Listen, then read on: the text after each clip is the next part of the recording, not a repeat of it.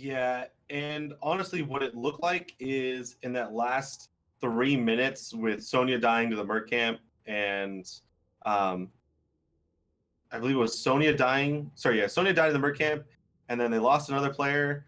Um, Bad positioning, poor positioning. And we saw early on in that game the communication on the side of Reborn not really deciding what they needed to do. Dying to a Merc camp is I hate to say it, but it is unacceptable, especially when you're playing Sonya, who's basically known for her Merc camp taking capabilities. And I think that's the mindset of it is going to be very hard to overcome in game number 3. That is, I don't know.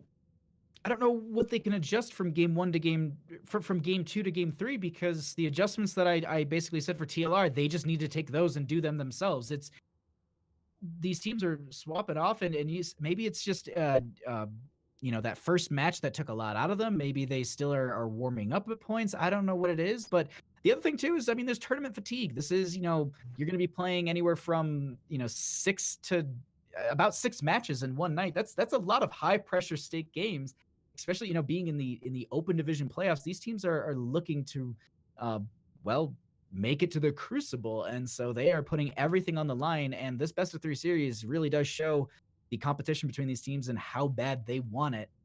And I can only just hope and get excited for what our game number 3 is going to be. And actually, all right, it looks like it's taking Reborn is taking us to Volskaya. We haven't seen this map all night. It's a very exciting map. A lot of this is not necessarily a run away with the win type of map. There's a lot of opportunities to come back here. But this is a map that can really go both ways for both teams. We've already seen how well both of these teams can fight over an objective that's like point based. And when Reborn favors heroes like Diablo and Garrosh, this is their opportunity to really strut their stuff. Quick note too, Reborn, I believe, has been map picking every single time, not favoring the draft order. I think maybe I think I was watching HGC this weekend. There was actually teams discussing, was it HGC? Maybe it was Open Division for Europe, and I was looking at VODs. But either way, there's actually a team that believed, they were saying that their map pick sometimes is actually more of a priority than their first pick. Sometimes being on the map that they want, and they can allow first picks to go away. They're like, we can adjust to things like that. Some teams, they play stronger that way. That's honestly the big key thing here is, I guess, Reborn, they're comfortable with giving away first picks as long as they can control where they're going, and they can maybe prepare something in their own mind and have a draft and maybe a B draft on the side. At the same time, TLR, they're probably happy getting their first picks and really locking in some great heroes throughout the series. I really don't know. While we're getting these teams into the match, getting observers and everything set up, I do want to shout out once again HeroesHype, guys, up in the right hand corner. You can see the like and subscribe button. I definitely probably pointed in the wrong direction because my camera is set up differently than what I look at. See. And follow us on YouTube, follow us on Twitter, get all your updates for the Open Division and anything Heroes. We're always present at all the live events. I think Artemis posts something like 42 HeroesHype members will be present at BlizzCon. Oh. Double what we had last year. So look out for the event. It's going to be huge. We're like a big family, and we love Heroes of the Storm. We love hanging out and talking about the game and getting together. And there is a Patreon that helps support us, helps support the events we throw to the public. These HeroesHype events are not just for the HeroesHype members. They are for everyone in the Heroes community. I remember last year, showing up to the taco bar at the end of the night during BlizzCon, getting to meet a lot of the professional players I don't get time to interact with is an absolutely great feeling. I'm not only a caster, I'm also a big fan. So it's a little bit of both. So I love being able to see people I recognize. And that's just an awesome feeling.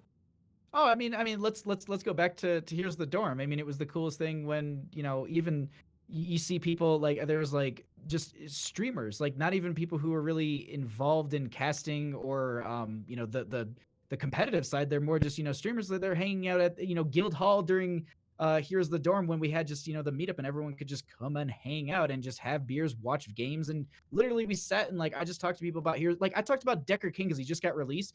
And I talked to like, I think I sat and talked to Kala for like 20 minutes just about Decker Kane, and we just sat there and just talked about builds and stuff. Like it's I wouldn't say like low key, but it's just chill and it's fun. And if you are going to BlizzCon, definitely keep an eye out for that kind of stuff and follow through the social media. That's exactly where everything gets posted. I know after Western Clash, I think they actually tweeted out that there was another meetup at Guild Hall, and people just funneled in from that, I do believe. So it's always open. It's always fun to meet everyone, and you know, you're just as welcome as we are. So it's great to have the support from all of you, and I look forward to BlizzCon and seeing everyone. I'll just have to Skype you. I'll Skype you and done. I kept saying I should send a cardboard printout and have it set up at the event. Oh my god! I'm there.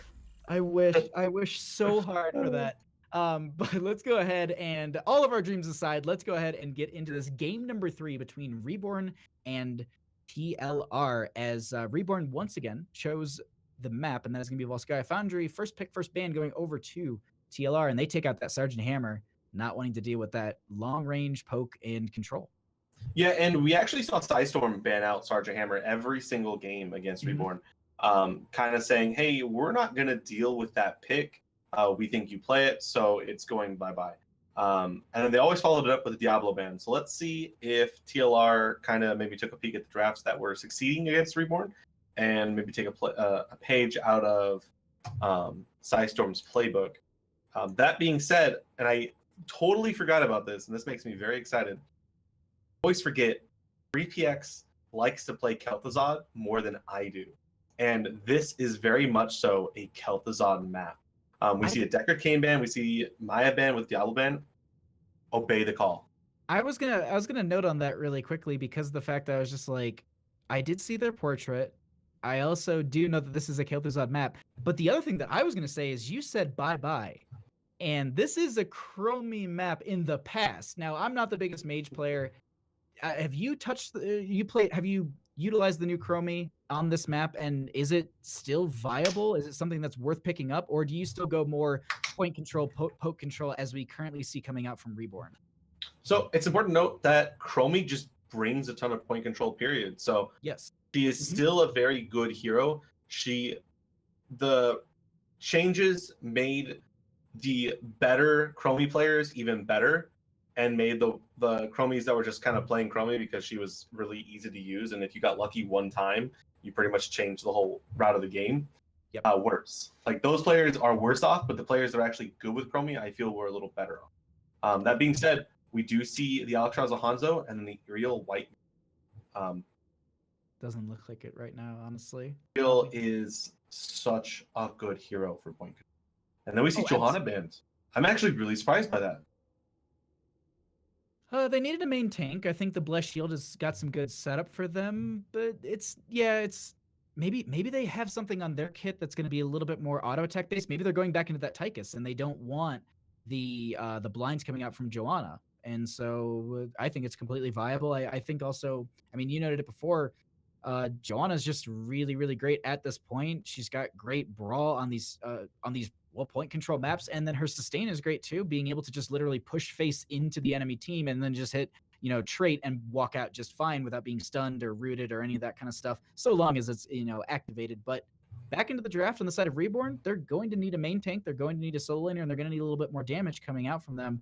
Realistically here, do they go into the Garrosh again? It didn't really look that strong. And that's exactly what I was going to say, but we are going to see the Thrall and the Anubrak. This map actually made Thrall a lot more popular, especially with the change to his Chain Lightning. And I believe it's the red Chain Lightning talent, and I can't think of the name right now. That was very popular. 1? Yeah, level 1. Crash Lightning. Crash Lightning, yes. Which made his Lightning prioritize heroes and do a ton more damage once he got it fully stacked. So interesting to see if he does that. Wow, actually going to see a variant in a Li Ming. Gonna look to maybe see some taunt blow up composition from TLR. I think that is the route you're going to go. And the one that, we're going to get this last pick here, and it's going to have to be, but I would say maybe their solo laner, but I just want to ask you really quickly, Thrall, do you think it was actually a deny pick on the side of Reborn because it denies them the Phoenix combination, as you noted in the first game on Infernal Shrines? Do you think it was a deny, or do you think it was something that they just wanted in their kit regardless? It works both ways. I think it just goes well with what they had too. It's a little bit of column A, it's a little bit of column B. That's where you kind of have to go with it. But wow, this is going to be a very interesting game. I think if Anubrak goes Cocoon and they manage to take out the white main and like leave the white main in the Cocoon really quickly and then take a fight, I think this could be very, very heavily favored on the side of Reborn here. Ooh, the thing about this draft to me on the side of TLR that stands out is the Varian. The lockdown from Taunt is going to be the big deciding factor. If they can lock down like a Hanzo before they get away, or a Thrall, or even Alexstrasza before she can go to Dragon Form and deny Dragon Form, that's going to be the big play here. And it's I don't know, I hate to just like kind of throw it off to Burden of Execution, but it kind of seems like it is Burden of Execution. It could be the Planet Cracker Taunt combo. I hope so. I think it is. But let's find out here. Up 1 in this best of 3 series, trying to make it in further through the bracket. We're going to be having Reborn. Mist going to be on the Hanzo, while Showtime going to be on the Leoric, Valimar going to be on the Alexstrasza, Tenny going to be on the Anubrak, and Winterheart on the Brawl. And on the red side, once again, TLR. Fats on Varian, plus Ultra playing the Arel. Free PX playing Li Ming, Jeb Taco Bitos on Phoenix, and Legacy on the white main. Real quick note, if we see a Disintegrate and a Planet Cracker, I really hope the teams do not cross the beams. That is very dangerous. Not recommended. By the way, that is Crash Lightning. We do see it here. Yes, that is going to be Crash Lightning from that Thrall, so looking to be in the 4-member rotation to also get those stacks as quickly as possible.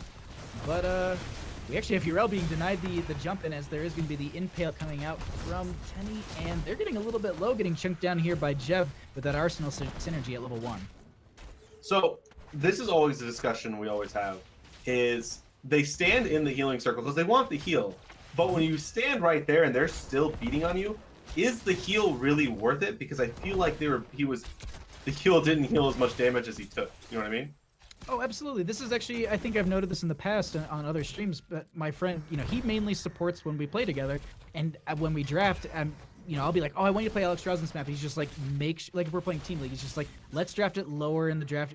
Let's have me pick less, because Alexstrasza can be punished for where she puts down those abundance circles, and Li Ming is a great person to punish that, as well as Phoenix. I mean, you can get, as long as you have your Arsenal synergy up and available, you can get that big splash, and as you said, negate the healing that's been done and kind of put them at the exact same spot that they got when they were just being healed. So it's going to be an interesting play coming out from Valimar. They're really going to have to make sure they're counting cooldowns and cycling that very, very well to optimize their healing in this match.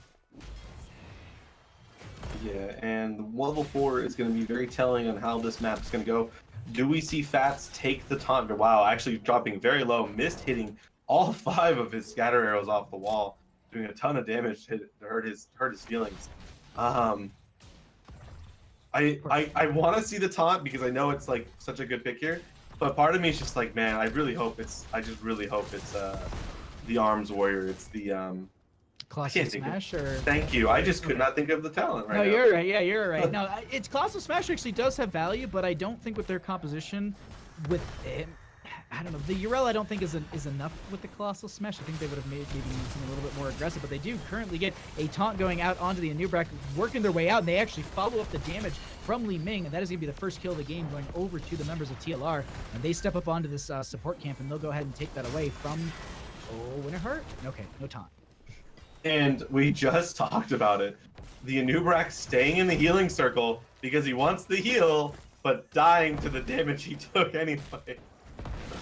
And that was the thing too, is as I noted it before, that Arsenal synergy coming out from Phoenix being able to get that spread damage. So as people clump up onto the healing circle, they're able to spread that damage across many members who probably wouldn't have taken that, but they stepped up because they needed the healing. As we are also going to be getting the first point activating at this time. 6-6 in levels. No big real experience advantage as we currently have Fats getting assailed by a couple of these members, but not going to be killed just yet. Also sitting with that healing or support item as Tenny is going to be very, very low and going to be falling here, Dunkstik. I love how Fats delayed the taunt until right before Free PX's combo was about to hit him. Making sure he didn't have that, oh shoot, I just took a bunch of damage, second where he just gets away. This is going to be the point channel, though, in the favor of TLR. It's still very early. Death timer is not very long. It's only at 20%, so Reborn will have the ability to contest this once again. Plus Ultra actually losing the push lane against Showtime Leork, a lot of his clear being kind of for free with his trait on his melee swing. So that was actually one of the things that I was looking at as well. Is Leork actually very much wins in the solo lane against Blaze? I think the sustain from Leork is a lot better. The chunking into health and the wave clear is a lot stronger. Overall, I think. Excuse me. You said Blaze. Oh, yeah, of course. Into URL. I'm sorry. I was just like, yeah, we totally have a Blaze right here, as we actually have Fats going to be getting taunted, but they're still stepping up as Plus Ultra with that Righteous Hammer knocking them back. Also going to be having look at all those turrets just dropped right there. Healing Pulse coming out too, Dunkstik. Oh man, that is the fight for the most part going in the favor of Reborn, but the Dragon form is now down. No ultimates on either side. Level 8 to level 7, 29% though. Level 8s, they have a little bit of experience advantage. Leork showing top. This is their chance to just kind of run in. The taunt coming out. The stun as well. Tenny actually barely getting away, not getting the heal. The slow comes out though. Will he fall? They're trying to finish him off. There's the tap from Free PX. Jeff Tycho bites. Getting away. Leork now falling low. The 4-man route. It is going to be the channel though. Phoenix and Varian inside the Protector. That will be first Protector going over in their favor. Alex Strauss getting that hearth there at the last second. That would have been just a nice little interrupt if they got it. But typical of what we see most teams doing, they took out the front gate. They got the little bit of burst and experience. But the big thing is to push into top lane as they actually cycle out some of the units in this because it allows Jeb to siege a little bit better. And as that baseline Phoenix and Free PX will be poking as well. The reason we see this is often because the well, you take out that well, you take out their sustain during the B phase, and that allows you to be a little bit more aggressive during the next objective. And I think that's honestly as much as they're going to be getting during this Triglav phase. So we addressed this in an earlier game, where the outer walls are not worth as much XP as the forts themselves anymore. They used to be worth a considerable amount. So only removing the walls and just a fountain, not as much experience gain as maybe taking the mid fort with the pressure they had, but do still take the level 10s, level 8. It looks like we had a technical issue and then they said never mind. Okay, it looks like we might have a lag, but it might have just been momentary. But either way, we'll wait for the countdown. To be honest, Dunkstik, as this game is progressing, I mean it's 9 to 10. Do you think that TLR is running away with this, or do you think that there's going to be an opportunity once they hit 10s on the side of Reborn to start to bring this game back? 100%. Level 10 is where Reborn takes off. Gonna see the Life Binder. Actually, we're gonna get to start back in this game. Nothing new coming out from the side of TLR. We see the Shield Wall, the Ardent Defender, Disintegrate, Purification, and the Scarlet Aegis. But the level 10s is pretty much when Reborn comes online. Only being down a level, the next Protector not up for quite a little bit of time. Yes, they're going to lose some camps, like the middle, the healing camp. But they just need to get 10 and then take the fight they know they can win. Yeah, and as we're kind of approaching these 10s, we're starting to get some rotations out. Showtime will be out fine. I can quickly kind of go through some of the stacking quests, as I'm sure people are curious about that. Crash Lightning is currently sitting out of the 18 out of the 30 stacks necessary, and Nubrek sitting on the Regen Master 12 out of 30 necessary. That's it for stacking quests, but at least kind of everyone knows as we do approach those 10s. Yeah, everything seems to be pretty much the norm here. A lot of good setup here, and like even then, we were talking about 10s. Let's talk about 20s. Let's talk about Buried Alive from New York. That is absolutely terrifying. Just being entombed and shut down, not even having a disengage or any sort of abilities to try and get out of there besides your autos and maybe some friendly healing from outside. Okay, we are going to see the Thunder come out of Thrall once again. Not going to be the Earthquake. Reborn favoring this talent over the one. The Lifebinder does come out on the Nubrak, probably a little bit early. The Cocoon, I don't know quite if they needed to blow that just then. That was 2 ultimates blown for the Nubrak, who just kind of got tickled and walked away. I think that they wanted to maybe engage harder on that, but maybe without Entomb, they were not getting the setup they needed, and Leoric being in bottom lane, but they currently have a lot of damage going into Winterheart. That's going to be the that is going to be the Hanzo arrow going to be getting the arrow. That will also be Purification Salvo coming out from Jeb here. No one dying just yet. Penny getting out with the burrow, and that is going to be a clean disengage. That is 11-12, but the thing is, 3 kills in favor for the members of TLR from this game, and 0 on the side of Reborn. TLR playing very aggressive in the second matchup here, and Reborn really needs to just meet that aggression and play a little bit more, I think, play a little bit harder into their composition. They've got a lot of good tools here. I think they just need to utilize them. And we saw a little bit of counter synergy there. The Sunder coming out right before the Dragon's Arrow, making the arrow go wide. So got to be on the watch for that when they're actually trying to make the combo happen and not just trying to run away. But it looks like they are posturing down here bottom, trying to see if they can't create a quick pick onto Showtime. He does have the E. He's actually not going to use it. Going to go ahead and fall. Maybe it was on cooldown. That is a quick pick for the side of TLR, going into a start for a Protector. Yeah, they'll be able to rotate up here. They have Leoric down in bottom lane, so they'll need to just... I mean, they're not going to get any sort of sped up revival at this point, as they will scout out the fact that they are going to be picking up this in fortification camp. But there's not much they can do. They're going to jump on the point and at least hold this over for a couple seconds, make it a little bit harder for them to convert it and buy some time for Leoric. But this is a rough spot for the members of Reborn to be in, as 13 has been achieved by TLR.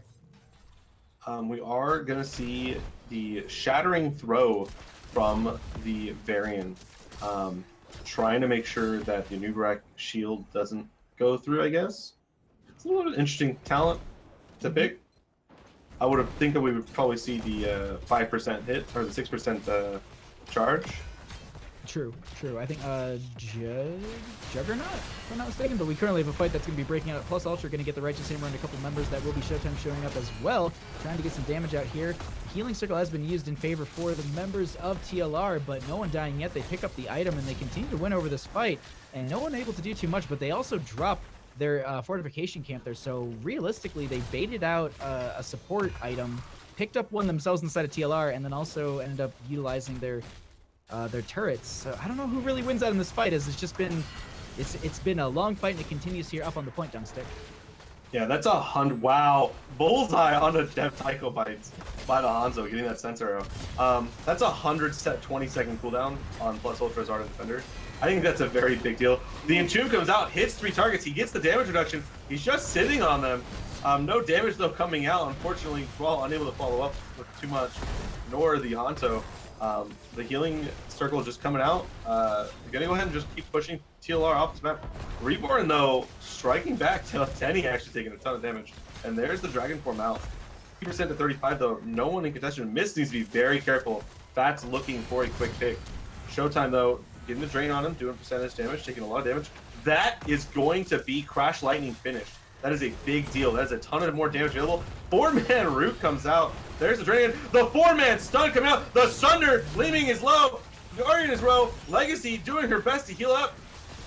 Lifebinder comes out. Is it enough to save Tenny? It is. That is a Tector going to Reborn. What an arrow. Excellent play by Reborn there. What a fight between these teams. I gotta say, that arrow into the Sundering, that was huge. If Free PX didn't have the mobility that Li Ming does, that would have been another kill in favor for Reborn. But they go ahead and they utilize this Punisher, this Triglav Protector in top lane. It is getting choked down very quickly, and so they're not going to get a ton of value with this. Often we see teams sometimes rotate straight into the bottom lane to go ahead and do the same well strategy. But the other thing that I've been seeing a lot from teams is they actually press into top and potentially go for a keep to get catapult pressure in top lane, as the third point would be in bottom. That, you know, opposite lane pressure is absolutely huge on a map like this, but they're going to rotate around. They're just looking for that experience, opening up the map a little bit more in their favor, as this Striglov will be ending for Reborn fairly soon. Yeah, I think they wasted quite a bit of the HP on it. Yes. Not letting minions soak the tower damage. 20 seconds left and only 7% of the HP. basically just using it now as a long-range turret. Not really going to be able to get any more value out of it. Kind of being over-anxious trying to dive that fort after winning a fight.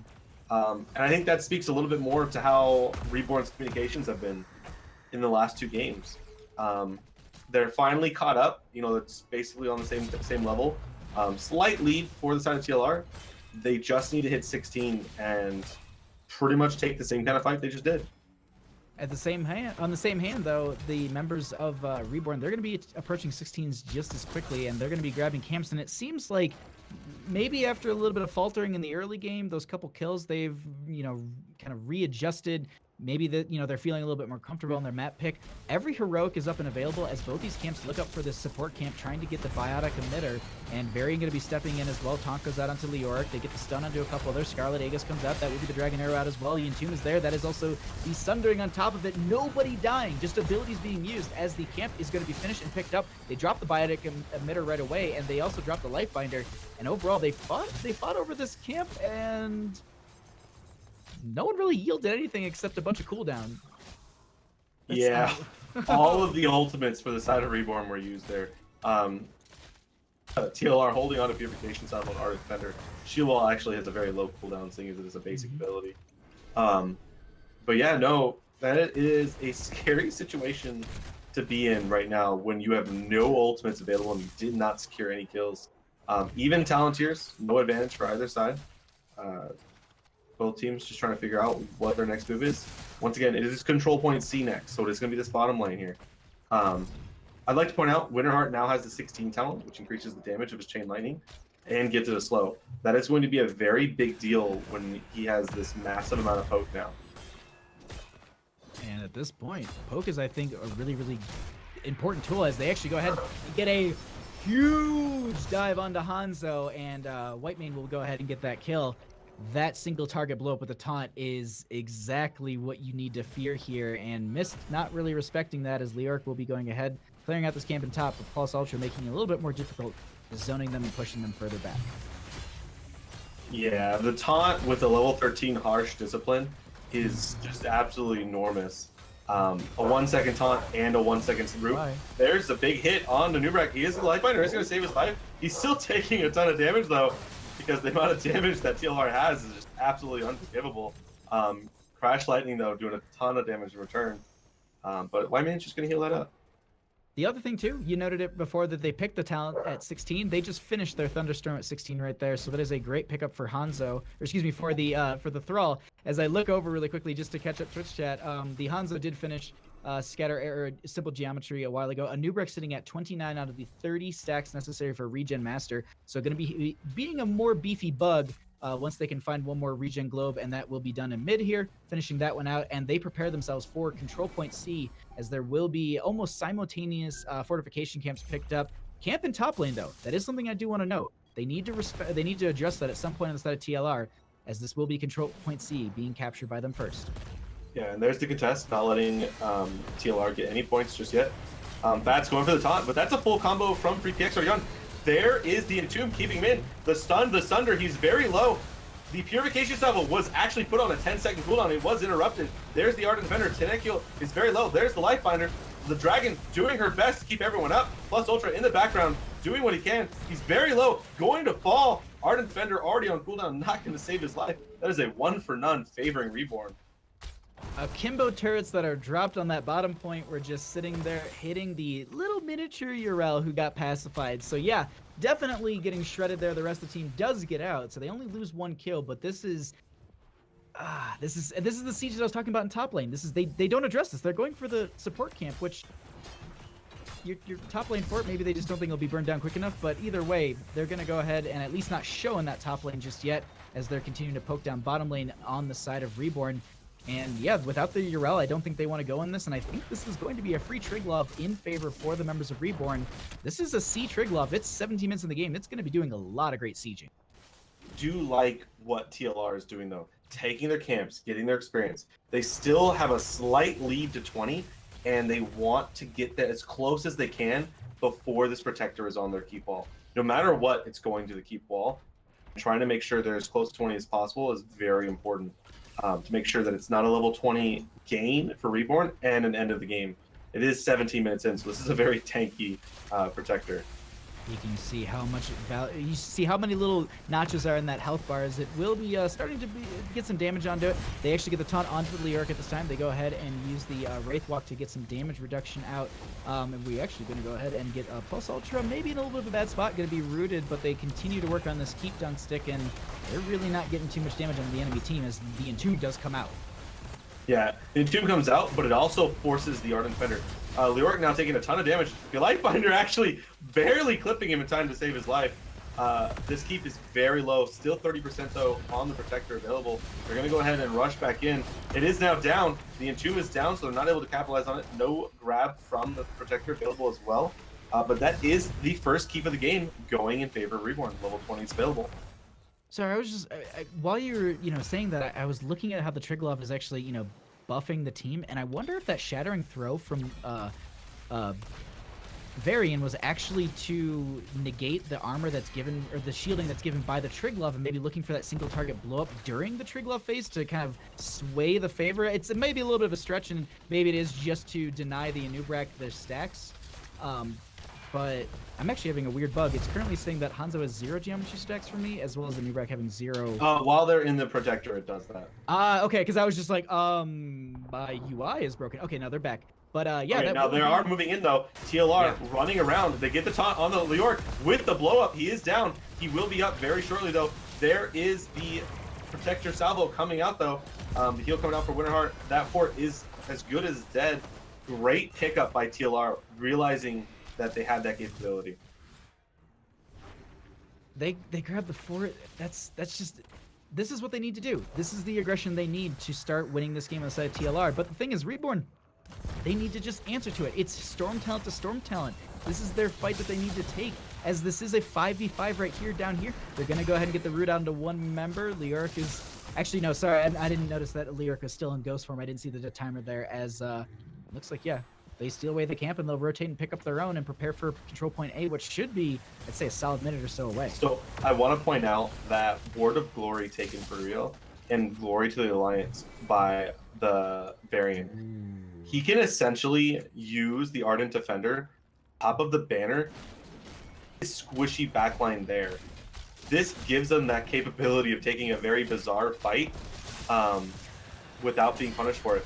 Tenny, though, going to go ahead and tank up this. The combo comes out. The silence is there. Going to hit all the targets. The stuns are available. The Sundering comes up to follow. The Cocoon onto the Li Ming. The Purification Salvo coming out. The Anubrak, though, not letting Jeb get off the Purification Salvo. Plus Ultra going to fall to miss. The PX falling up. That's a 5-man wipe. Reborn taking that 5-man. They're just going to rush towards the bottom lane. They got to run through these towers. They're going to take a bit of damage, but it's what they have to do. They have a huge wave in the bottom lane already. Winterheart, though, being a little slow on his feet. But that's 2 catapults, 40 seconds on the death timer. That is game 3 going to the side of Reborn. They're going to go ahead and drop their turrets, drop everything else. Just go ahead and work on the core. 60%, 30 seconds left. GG's coming out in chat. Well played, Reborn taking that game. And an exciting 5-man fight. Wowee. Bahamut, damn. I said it at the start of this game, or maybe a little, right around the 8s, when we discussed the things they need to do to win this game. We talked about 10s. I talked about buried alive, and Leoric buried 2 members alive, and Anubrak was able to dive in, get the stuns. They follow up. The Unconquered Spirit almost keeping Phoenix alive for so long of that match. But the thing is, Anubrak didn't stop. Anubrak kept chasing. They got the Cocoon onto free PX. They shut down that burst and the poke from the side, and they just did whatever they wanted. Dunk, that was a perfect fight for Reborn as they went ahead and they clinched this best of 3. They stay alive in the losers bracket and knock TLR out of the HGC Open Division playoffs. Yeah, that was the most. I did not expect that game to go that way. Again and again, we saw these teams fight over that support camp, and every single time it's been a very bloody battle. But this was the one that took the cake. Showtime getting into that backline, realizing he had that 2-man silence, blocking both the White Mane and the Phoenix into it. being Whitemane actually beating the first blood there. The Cocoon to keep out the Li Ming, and that was just game over for TLR. That needs to be clipped. The other thing too, yeah, someone clip it. Someone please clip that. But the other thing too is Urel actually tried to get out with Holy Avenger, and then Mist was like, no, that ain't happening, and went ahead and jumped over the wall as Hanzo and got a couple autos and confirmed that kill as they were trying to kind of spread away. But that was an awesome game here, as it looks like we are going to be going ahead and taking a break here in just a second. But before we go, really quickly, we just want to make sure that you all know that if you want to, watch more Heroes of the Storm, watch more Open Division content, as well as just great Heroes of the Storm content, please go ahead and hit that follow button. I do believe it is right in that direction over there. I gave it an attempt. I'll maybe check it later and see if I was right. There are also social media platforms that you can follow. They're all in the panels below us right here. So just check those. Scroll down on your Twitch page and you'll find those. And lastly, we do have a Patreon if you do want to support the community. We put all the funds back into the community and support things like events, meetups at events, as well as just it supports this whole production and all of that. Thank you all so much for all of that. But looks like we are going to go ahead and take a break at this time. Dunkstik and I are going to get ourselves prepared for match number 3, and that is going to be Firm Handshake versus, I didn't look at Divination. Divination? Okay. So yeah, Necrodancer's squeezing out that 2-1 against Divination. Ooh. But thank you all for being here with us. We're going to take a quick 2 to 3 minute short break, and we'll be right back with another Best of 3 series here on the HeroesHype channel. Thank you for watching the Open Division.